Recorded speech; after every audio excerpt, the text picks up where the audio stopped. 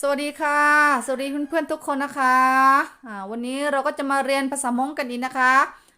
ถ้าใครสนใจภาษามงก็มาเรียนได้นะคะใครถ้ายังไม่รู้จักพยัญชนะภาษามงก็ไปหาดูได้ในช่องเจนรวีชาแนลนะคะวันนี้เราก็จะมาเรียนเกี่ยวกับใช้การใช้ชีวิตประจำวันนะคะการพูดทั่วไปนะคะเราจะมาเริ่มนะคะเริ่มตั้งแต่ตื่นเช้ามาเลยนะคะตื่นเช้านะคะตอนเช้าเริ่มตั้งแต่ตื่นเช้าตอนเช้าแล้วนะคะตอนเช้าภาษามงเรียกว่าตอนเช้านะคะภาษามงเรียกว่าเท่าเฉินจอนะคะตอฮอทอนะคะตอฮอทอตัวนี้ก็คือตัวทอทงนะคะตอตือกับฮอเฮานะคะรวมกันก็คือตัวทอทงนะคะพยัญชนะ2 ตัวที่ออกเสียงเป็น1 ตัวนะคะตอฮอทอก็คือตัวนี้ก็คือตัวทอทงนะคะตอฮอทอนะคะทอเอาเทานะคะทอเอาเทาจีเนียเท่านะคะจีเนียเท่านะคะชอเชอนะคะชอเชออ่า จีกูเสือนะคะซอเซอซอเซอจีกูเสือนะคะซอเซอจีกูเสือนอตอซอนจอนะคะตัวนี้ก็คือพยัญชนะ3 ตัวตัวนี้ก็คือพยัญชนะ3 ตัวที่ออกเสียงเป็น1 ตัวนะคะนอนอตอซอนจอนะคะนอตอซอนจอตัวนี้ก็คือตัวจอนจั่วนะคะนอตอซอนจอนะคะจอออนจอ จออนจอจีกุนจอนะคะเท่าเซินจอเท่าเซินจอก็คือตอนเช้านะคะเท่าเซินจอก็คือตอนเช้านะคะถ้าไม่มีคำว่าเท่านะคะถ้าไม่มีคำนี้เซินจออย่างเดียวก็คือตื่นเช้านะคะถ้าไม่มีคำนี้นะคะจะมี2 คำนี้ก็คือความหมายจะไปอีกอย่างหนึ่งนะคะถ้าไม่มีคำว่าเถ่าเฉินจออย่างเดียวก็คือตื่นเช้านะคะถ้ามีคำว่าเถ่าเหมือนกันก็คือแปลว่าตอนเช้านะคะถ้าไม่มีคำนี้ก็คือแปลว่าเฉินจอถ้าเอาคำนี้ลงไปก็คือแปลว่าตอนเช้านะคะเถ่าเฉินจอก็คือตอนเช้าแต่ถ้าไม่มีคำว่าเถ่าก็คือเฉินจอก็คือตื่นเช้านะคะตื่นเช้าเฉินจอนจอก็คือตื่นเช้านะคะตื่นเช้ามาทำอะไรนะคะตื่นเช้ามากินข้าวเนาะกินข้าวนอหมอนะคะนออนอนะคะนออนอนออนอจีนดูนอนะคะเขียนสวยๆกันเนาะนอนออนอจีนดูนอนอนอหมอนะคะมอมอจีกูหมอนะคะกินข้าวนะคะตื่นเช้ามากินข้าวนะคะน้อมหมอนอนอจีนดุนนอนะคะมอมอจีกูหมอตื่นเช้ามาก็กินข้าวกินข้าวเสร็จทำอะไรกินข้าวกินข้าวมันก็ต้องใช้อะไรนะใช้จานเนาะกินข้าวก็ต้องใช้จานใช้จานใช้ช้อนเนาะเพื่อนๆที่สนใจก็เขียนลงสมุดเลยนะคะนอจินดุนเนาะมอจิกูหมอนะคะนอหมอเขียนลงสมุดเลยนะคะเอาน้าหมอก็ใช้อะไรใช้ช้อนกับจานเนาะแล้วก็ถ้วยเนาะจานก่อนเนาะจานก็คือจานก็คือตายผ้านะคะตอยตายจีมูตายนะคะปอปอฮอพอพออาพาจินดูผ้านะคะตายผ้านะคะเขียนสวยๆกันเนาะนะคะตายผ้านะคะตายผ้าก็คือจานนะคะตายผ้านะคะตอยตายจีมูตายนะคะปอฮอพอพออาพาจินดูผ้าตายผ้าก็คือจานจานต่อไปก็คือช้อนนะคะช้อนก็คือเดียเดียดอเยียเดียนะคะดอเยียเดียดอเยียเดียจีกูเดียดอเยียเดียจีกูเดียนะคะเดียก็คือช้อนนะคะช้อนกินข้าวก็ต้องมีกับข้าวใส่ถ้วยเนาะถ้วยก็คือภาษามงคือไตโต๊ะนะคะตอยตายตอยตายจิมูตายนะคะไตโต๊ะนะคะตอ ต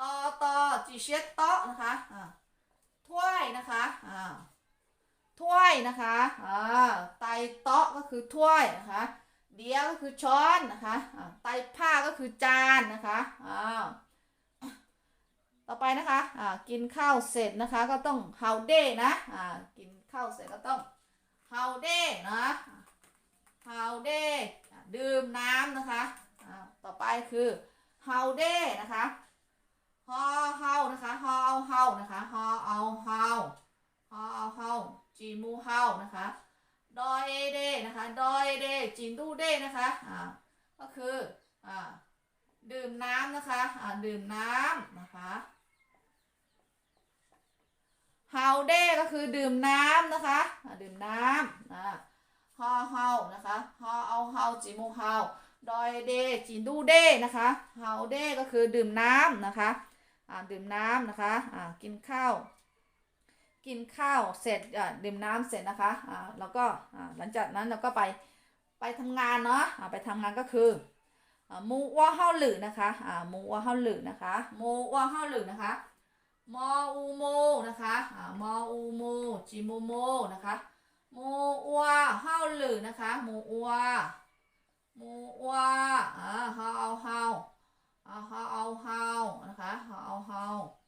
มูว่าเฮาหลือนะคะเฮาจินดูเฮานะคะเฮานะคะรอลือนะคะรอลือจีเนียหลือนะคะมูว่าเฮาหลือนะคะมอโมจิโมโมนะคะนี่ก็คืออัวนะคะนี่ก็คือสระสามัญนะคะอัวสระอัวนี่นะคะอัวสามัญนะคะนี่คือสามัญนี่คืออัวเฮาหลือนะคะมูว่าเฮาหลือนะคะฮอเอาเฮาจินดูเฮานะคะรอลือจีเนียหลือนะคะมูว่าเฮาหลือก็คือไปทำงานนะคะไปทำงานเพื่อนๆเขียนลงสมุดนะคะจะลบแล้วนะคะอันนี้คือไปทำงานนะคะทำงานไปทำงานทำงานก็คือไปทำงานแล้วพอไปทำงานแล้วก็จะเที่ยงนะเที่ยงก็คือตาชูนะคะตอตาจีกูตานะคะชออูชูนะคะตาชูก็คือเที่ยงนะคะไปทำงานแล้วก็ถึงเที่ยงนะเที่ยงไปทำงานเที่ยงนะคะไปทำงานแล้วก็ไปทำงานถึงเที่ยงก็คือเที่ยงตาชูก็คือเที่ยงนะคะเที่ยงมาก็หิวข้าวนะคะก็หิวก็คือใช้ปลานะคะนอตอชอฮอชอชอเชนะคะนี่คือตอชอฮอชอนะคะตัวนี้คือตัวชอเชนะคะตาชูมาเที่ยงมาเนาะเที่ยงมาก็คือหิวนะตัวนี้ก็คือตัวชอเชนะคะชอเอชอใช้นะคะชอไอชัยนะคะชอไอชัยนะคะชอไอชัยจีเชียใช้ปอลอปลอนะคะปออาปลาจีเชียปลานะคะเที่ยงมาแล้วเราก็ใช้ปลาก็คือหิวนะคะหิว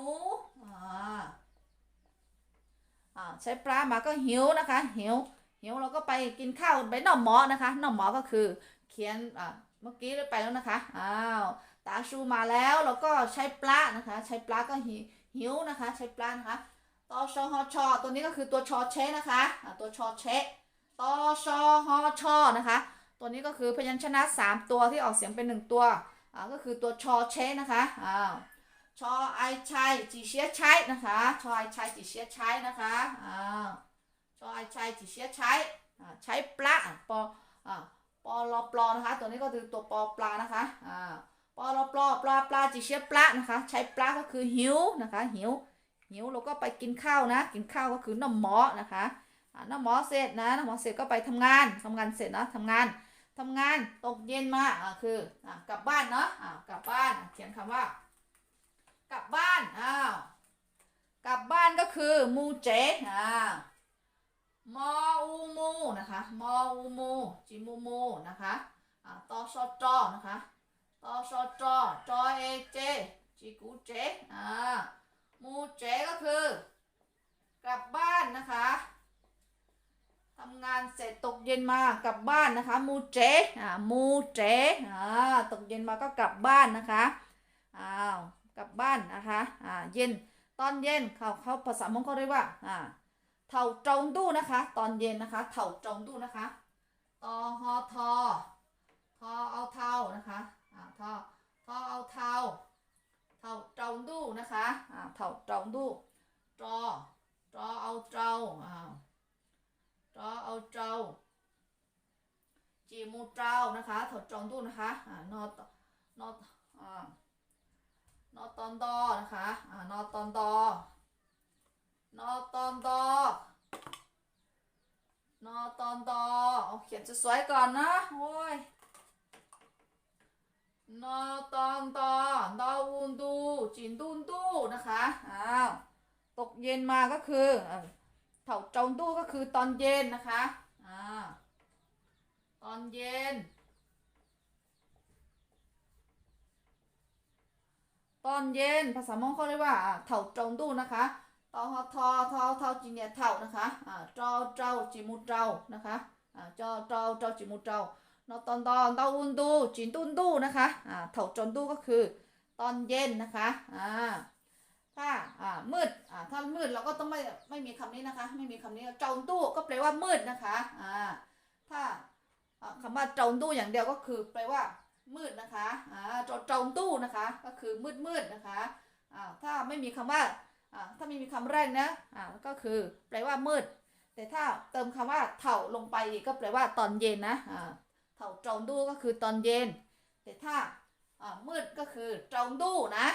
จงดูเพื่อนๆเขียนลงเลยเขียนลงสมุดเลยนะคะไม่มีคำนี้ก็จะแปลว่ามืดนะคะจงดูแปลว่ามืดนะจงดูแปลว่ามืดแต่ถ้ามีคำนี้ด้วยก็แปลว่าตอนเย็นนะตอนเย็นโอเคนะคะเพื่อนๆเขียนลงสมุดเลยนะคะตกเย็นมาแล้ว